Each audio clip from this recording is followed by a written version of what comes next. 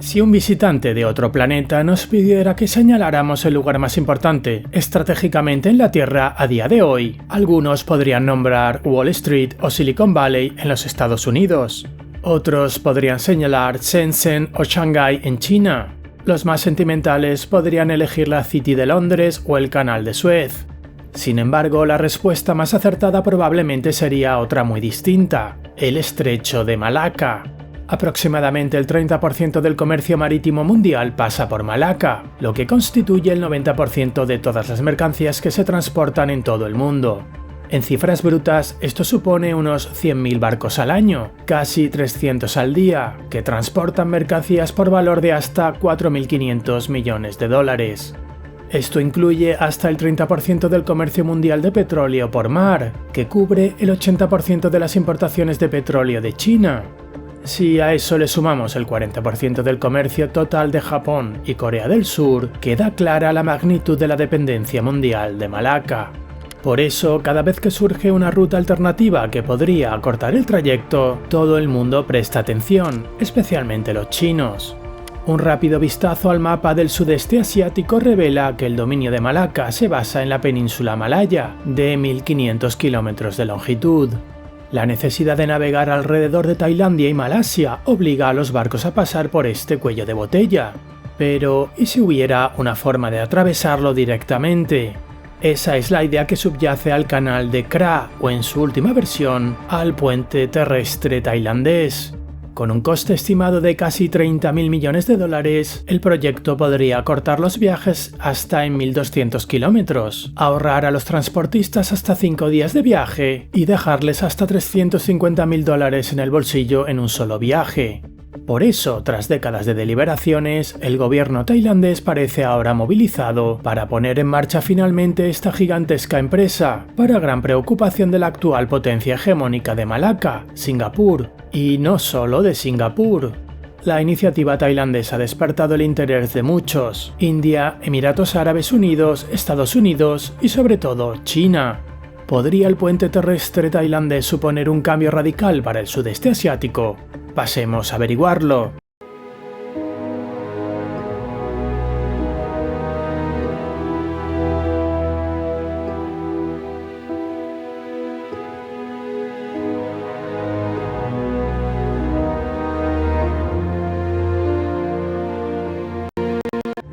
Los planes para superar la barrera marítima de la península malaya se remontan a siglos atrás, en los albores de las rutas marítimas mundiales. En 1677, el rey Narai de Siam encargó al ingeniero francés de la mar que estudiara la posibilidad de unir la ciudad de Songkhla con Meik, actualmente Myanmar. Con la tecnología de la época, el proyecto estaba condenado al fracaso. Esto no significó que los gobernantes posteriores abandonaran la idea. Resurgió en los siglos siguientes, despertando el interés del hermano del rey Chakri en 1793 y más tarde, a principios del siglo XIX, de la Compañía Británica de las Indias Orientales. En 1882, nada menos que Ferdinand de Lesseps, constructor del Canal de Suez, examinó el concepto, aunque el rey tailandés se negó a permitir una investigación exhaustiva. Sin embargo, a partir de 1819, cuando los británicos tomaron el control de Singapur, su prioridad fue fortalecer este importante centro neurálgico y cualquier ruta alternativa se consideraba una amenaza. Así, cuando Tailandia y Gran Bretaña firmaron acuerdos en 1897 y más tarde en 1946, Londres siempre se aseguró de que una cláusula prohibiera la construcción de dicho canal. Solo después de que Singapur se convirtiera en una república independiente en 1965, el interés de Gran Bretaña en bloquear un posible canal tailandés se desvaneció. Solo 7 años después, en 1972, el gobierno real de Tailandia encargó a 2 empresas estadounidenses, LTV y Tippets Abbott McCarthy Stratton, la realización de un estudio de viabilidad para el gigantesco proyecto. Los estadounidenses propusieron un canal de 102 kilómetros que uniera Satun con Songkhla, con una profundidad suficiente para albergar grandes buques de carga y petroleros. Pero el precio era astronómico, 8.000 millones de dólares de aquel momento, lo que equivaldría a más de 60.000 millones de dólares actuales. Para una Tailandia pobre era algo totalmente inalcanzable. Tardaría otros 30 años en volver a la agenda política, pero para entonces su forma había cambiado. En 2005, el primer ministro tailandés, Thaksin Shinawatra, no propuso un canal, sino un puente terrestre, una red de autopistas, líneas ferroviarias y 2 puertos gigantescos diseñados para cumplir prácticamente la misma función que un canal, pero sin muchos de sus inconvenientes. Antes de profundizar en la propuesta de Shinawatra, vale la pena detenerse a comprender por qué un posible canal de CRA supondría un reto político y de infraestructura de proporciones verdaderamente monumentales, incluso con la tecnología avanzada actual. A primera vista, el mapa parece prometedor. La ruta más corta que une el mar de Andaman con el Golfo de Tailandia es de apenas 44 kilómetros en línea recta. En comparación, el Canal de Panamá tiene 77 kilómetros de longitud y el Canal de Suez 192 kilómetros. El problema radica en el terreno. Suez tenía las condiciones ideales, atraviesa una región llana históricamente inundada por el mar. Panamá era mucho más difícil, con un punto más alto de 64 metros, lo que requería un sistema de esclusas y lagos artificiales. En Tailandia, el reto es aún mayor. La ruta más corta atraviesa colinas que alcanzan los 75 metros. Para construir un canal sin esclusas, como el de Suez, sería necesario excavar al menos 25 metros para permitir el paso de los buques oceánicos más grandes. Esto aumentaría la longitud del canal a más de 100 kilómetros y con profundidades que se acercan a los 50 metros, incluso a 300 o 400 kilómetros. En realidad, se han barajado otras rutas además de esta relativamente corta. Una de ellas era la línea Satun-Songkhla, mencionada anteriormente. Otra ruta propuesta conectaría la bahía de Bandon, cerca de Surat Thani, con la provincia de Phang Nga. Pero la más comentada fue la denominada Ruta 9A, que partiría de Koh Lanta, en la provincia de Krabi, y llegaría hasta Nakhon Si Thammarat. En esta versión, el canal tendría solo 120 kilómetros de longitud, un proyecto teóricamente viable incluso con los limitados recursos financieros de Tailandia. Acortaría los viajes de los buques portacontenedores en 1.200 kilómetros, lo que supondría un ahorro de hasta 5 días en el mar y alrededor de $350.000 por viaje. Entonces, ¿por qué nunca se ha construido el canal tailandés y por qué el ex primer ministro Thaksin Shinawatra y ahora su hija, Paetongtarn, hasta hace poco primera ministra, han optado por la idea de un puente terrestre? Porque, como en cualquier empresa compleja, la cuestión es multidimensional. Empecemos por la infraestructura y la geografía. Un canal de 100 a 120 kilómetros sería más largo que el de Panamá, pero seguiría siendo casi la mitad de largo que el de Suez. Y el primero se completó hace más de 110 años, el segundo hace 156, lo que supone un mundo tecnológico de distancia con respecto a la actualidad. Pero debemos recordar un punto crítico: la presión para construir ambos canales era inmensa, porque el ahorro en costes y en tiempo que ofrecían era extraordinario. Incluso hoy en día, los barcos que transitan por el canal de Suez pueden ahorrar hasta 9.000 kilómetros y 10 días de navegación, dependiendo de su ruta. En el caso de Panamá, el ahorro puede alcanzar los 13.000 kilómetros y los 20 días, hasta un mes hace un siglo. Desde ese punto de vista, el atajo de 1.200 kilómetros y la reducción de 2 a 5 días del canal tailandés parecen menos impresionantes. Sin embargo, su ventaja radica en el hecho de que el comercio marítimo mundial está en constante expansión y es cientos de veces mayor que hace 100 años. Además, Malaca tiene límites de capacidad y en ocasiones sufre congestión. Desde un punto de vista puramente económico, el canal de CRA sigue teniendo sentido. Aunque no tendría el impacto transformador de Suez o Panamá, las sumas que mueve el comercio mundial son tan enormes que el proyecto podría atraer fácilmente financiación. Por lo tanto, otros factores parecen más decisivos a la hora de explicar por qué nunca se ha construido el canal. En primer lugar, dañaría ecosistemas naturales únicos, como selvas tropicales y aguas costeras vírgenes. Por el contrario, el canal de Suez atraviesa lo que es esencialmente un delta desértico.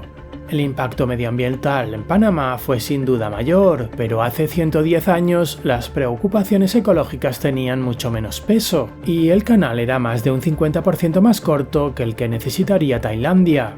Aún así, si se pudiera ganar el suficiente dinero, ni siquiera esto sería un obstáculo insuperable. La razón más importante por la que no se ha llevado a cabo el proyecto es que supondría una amenaza para la integridad territorial de Tailandia. Físicamente, dividiría el territorio continental del país en dos con una franja de agua de 400 metros de ancho, una barrera formidable. Y hay que recordar que durante 2 décadas el gobierno tailandés se ha enfrentado a grupos armados en el sur que desafían la autoridad de Bangkok. Solo en los últimos 20 años, los enfrentamientos entre las fuerzas gubernamentales y las milicias locales se ha cobrado unas 7.000 vidas.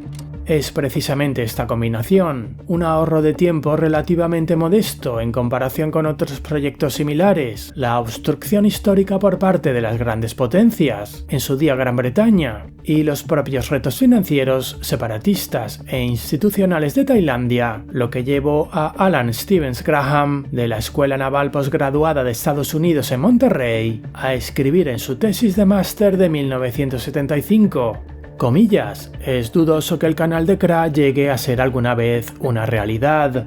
Y podría haber tenido razón, si no fuera por un factor que no tuvo en cuenta, China.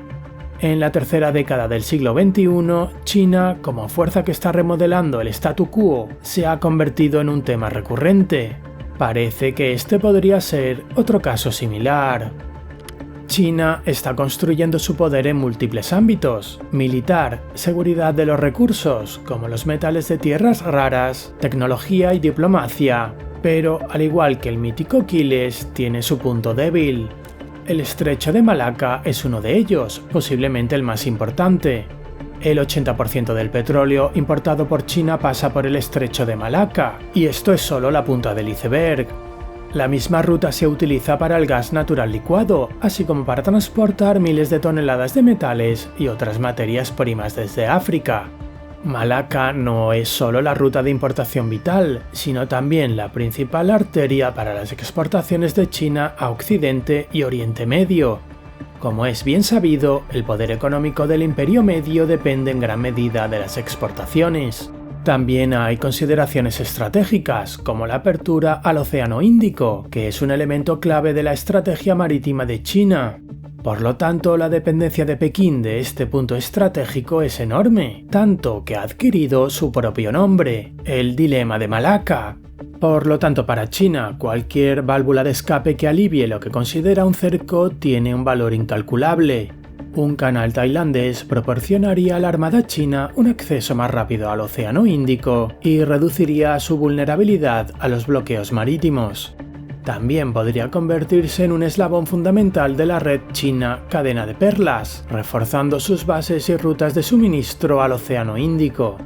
Comillas, la iniciativa del Cinturón y la Ruta de la Seda de Pekín ya apoya corredores alternativos como el puerto de Kyaukphyu en Myanmar y el corredor económico China-Pakistán, pero un puente terrestre tailandés en funcionamiento conectando con las provincias del suroeste de China a través de Laos supondría un cambio radical. En mayo de 2024, delegaciones chinas de Kunming y Chengdu visitaron Ranong y Chumthon, lo que puso de manifiesto un claro interés, señala Hao Nan, analista del Instituto Charhar. Lo que supondría un cambio radical para China también sería una señal de alarma para otros. Una vez que la conversación se traslade al ámbito de la política de las grandes potencias, el proyecto adquiere una dinámica completamente nueva. Pekín vería con agrado y apoyaría tal desarrollo, pero es probable que la India lo considerara una invitación abierta para que China accediera a su patio trasero, al Océano Índico. Estados Unidos, siguiendo la lógica del juego de suma cero, trataría el canal con profunda desconfianza, viéndolo como un potencial disolvente de su ventaja naval en la región. Y luego está el campeón local, Singapur, que, aunque no es una potencia mundial, tiene un peso en este rincón del mundo. Un canal tailandés golpearía directamente el corazón del milagro económico que es Singapur. Al final de esta enmarañada red de intereses se encuentra Tailandia, un país que sin duda es importante en términos de equilibrio de poder, pero que aún así debe prestar atención a las opiniones de las potencias más grandes. Por lo tanto, aunque el canal reportaría unos beneficios económicos, aumentaría el riesgo de separatismo y provocaría la ira de Estados Unidos, India y Singapur. También crearía el peligro de una dependencia excesiva de China. Y aquí es donde vuelve a entrar en juego el concepto de puente terrestre entre las costas este y oeste de Tailandia del ex primer ministro Thaksin Shinawatra, un plan que ahora está más cerca que nunca de hacerse realidad. Da la sensación de que los responsables de la toma de decisiones tailandeses, tras sopesar los factores mencionados anteriormente, han llegado a la conclusión de que el puente terrestre ofrece la mejor respuesta a este rompecabezas estratégico. ¿En qué consiste el concepto? La idea es construir dos grandes puertos de aguas profundas, uno en Ranong, en el mar de Andaman, y otro en Chumpon, en el Golfo de Tailandia, unidos por un tramo de autopista y ferrocarril de entre 50 y 100 kilómetros, que atraviesa el punto más estrecho de la península. La mercancía que llegue a un puerto se descargará, se transportará por tierra y se volverá a cargar en barcos en el otro lado. La capacidad de la ruta se estima entre 13 y 20 millones de contenedores de 20 pies. Aunque esta cifra es modesta en comparación con los 40 millones de Singapur, seguiría siendo un puerto importante, comparable al significativo puerto malasio de Klang, que maneja 13 millones de contenedores de 20 pies al año. Comillas, se trata de un megaproyecto global que acortará la duración del transporte de mercancías a través del canal del Estrecho de Malaca entre 6 y 9 días, afirmó el primer ministro tailandés Paetongam Shinawatra en el Foro de Inversión Tailandia-China. Se trata de estimaciones muy optimistas. Las previsiones más realistas sugieren un ahorro de hasta 5 días en tiempo de transporte y una reducción del 15% en los costes. El precio, más de 30.000 millones de dólares. Con el puente terrestre Ranong-Chumpon, Bangkok pretende quedarse con el pastel y comérselo. En este escenario, Tailandia aprovecharía el enorme potencial de las rutas comerciales de la región y reduciría al mismo tiempo el riesgo de alimentar el sentimiento separatista. El coste es probablemente 2 o 3 veces inferior al de la opción del canal. Y lo que es más importante, alivia las tensiones entre las grandes potencias. China sigue interesada, pero Estados Unidos, India y Singapur lo ven con menos preocupación o incluso con cierta aprobación. Tailandia también tiene la astuta intención de invitar a terceros a participar en el proyecto. En abril de este año, Narendra Modi manifestó el interés de la India en el proyecto y expresó su disposición a participar. Delhi ha llegado a la conclusión de que, en lugar de bloquear la iniciativa, es mejor estar dentro de ella, moldearla desde dentro y reducir así la influencia de China. Estados Unidos también ha adoptado una postura conciliadora. Al fin y al cabo, el proyecto no supone una amenaza importante para Singapur. Incluso con el crecimiento del comercio mundial, la importancia de Malaca seguirá siendo fundamental. Las ventajas de Singapur van mucho más allá de la geografía. Cuenta con todo un ecosistema de gestión portuaria, servicios auxiliares, logística y automatización. En resumen, es mucho más que una ubicación privilegiada. En busca de una financiación equilibrada y un operador con experiencia, el gobierno tailandés también está mirando hacia Oriente Medio, en particular hacia Arabia Saudí y los Emiratos Árabes Unidos, incluida la poderosa empresa emiratí DP World, que cuenta con una amplia experiencia y capacidad en este tipo de proyectos. La participación de los Emiratos Árabes Unidos, Arabia Saudí o la India también contribuiría a reducir la dependencia de China. Si a esto le sumamos 280.000 nuevos puestos de trabajo y un aumento potencial del Producto Interior Bruto del 1,5%, podría parecer un justo medio perfecto, ¿no es así? Por desgracia, no es tan sencillo. Las estimaciones del crecimiento del Producto Interior Bruto, creación de empleo e integración en las rutas comerciales mundiales parecen convincentes, pero algunos lectores pueden haber fruncido el ceño al conocer detalles operativos del puente terrestre tailandés. Descargar barcos, transferir la carga al ferrocarril o la carretera y luego volver a cargarla en otros barcos parece una pesadilla logística. Con 13 millones de contenedores de 20 pies, esto significaría manejar alrededor de 35.000 contenedores al día. Y no se equivocaría al sospechar que habrá problemas. Los expertos citan los retos logísticos como uno de los escollos potenciales más críticos del proyecto. Mientras que el primer ministro de Tailandia promueve el puente terrestre como una forma de ahorrar hasta 9 días de tiempo de transporte, los escépticos argumentan que, en comparación con Malaca, en realidad podría acabar tardando más. La oposición pública también está creciendo. La degradación medioambiental podría ser menos grave que con un canal, pero seguiría siendo significativa. Además, hasta 65.000 personas se verían obligadas a trasladarse.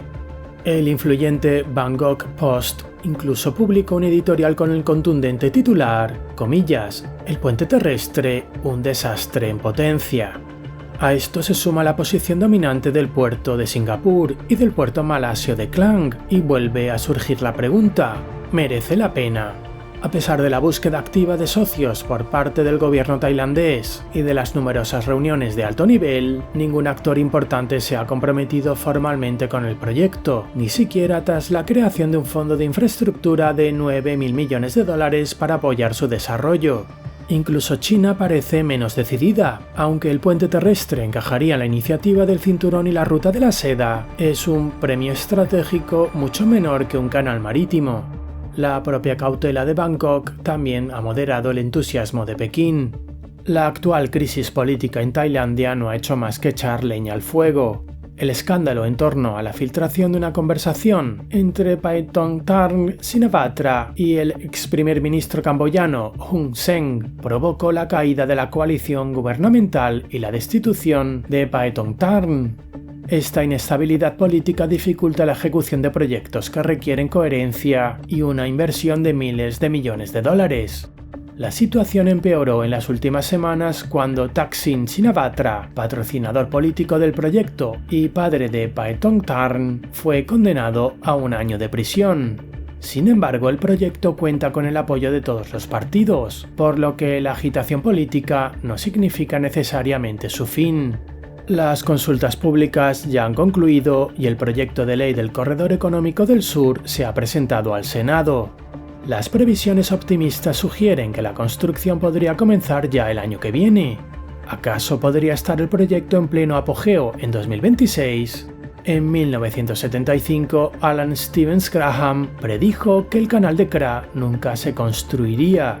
50 años después, su pronóstico sigue siendo válido. ¿Se aplicará también a la versión reducida en el puente terrestre?